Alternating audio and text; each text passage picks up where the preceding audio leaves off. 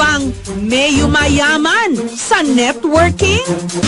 Malamang nakita nyo na sa inyong mga newsfeed sa Facebook ang mga post na ito.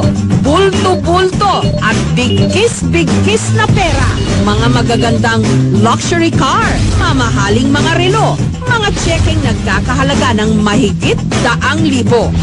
Sabay tanong na, gusto mo bang kumita? Siyempre, ikaw naman, maiintriga. Paano nila nakuha ang lahat ng ito? Sa pamamagitan daw ng tinatawag na multi-level marketing o mas kilala sa tawag na networking. At ngayong bagong taon, kung kailan marami ang umaasang aasenso, tanong ng marami sa networking, talaga nga bang yayaman tayo?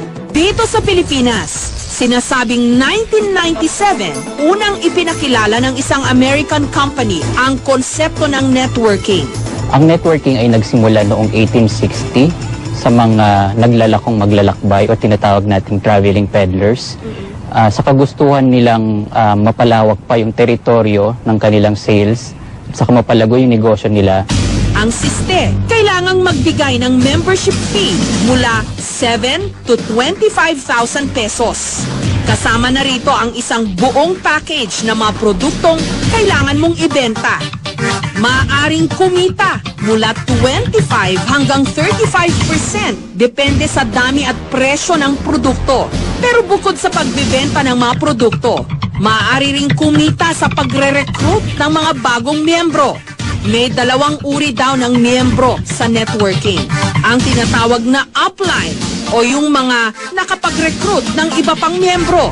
Nasa ilalim nito ang downline o ang tawag sa mga miyembrong na-recruit.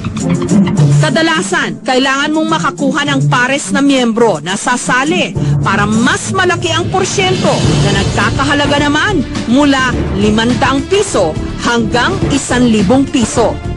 Paglilinaw pa nila, magkaiba ang networking sa pyramiding.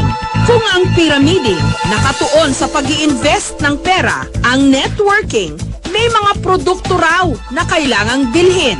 Sa kasalukuyan, merong halos 200 lehitimong networking company sa bansa.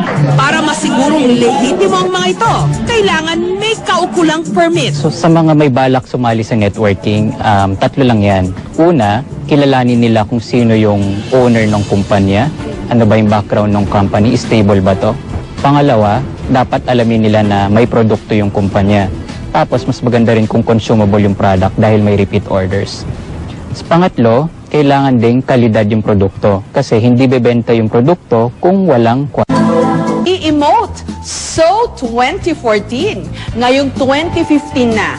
Dapat think positive para good vibes. Para po sa feedback at story suggestions, pwede nyo kaming i-email o sundan sa aming Twitter, Facebook at Instagram accounts. Hanggang sa susunod na linggo po, para sa isa na namang makabuluhang kwentuhan. Ako po ang inyong kapuso. Kapuso mo, Jessica Soho.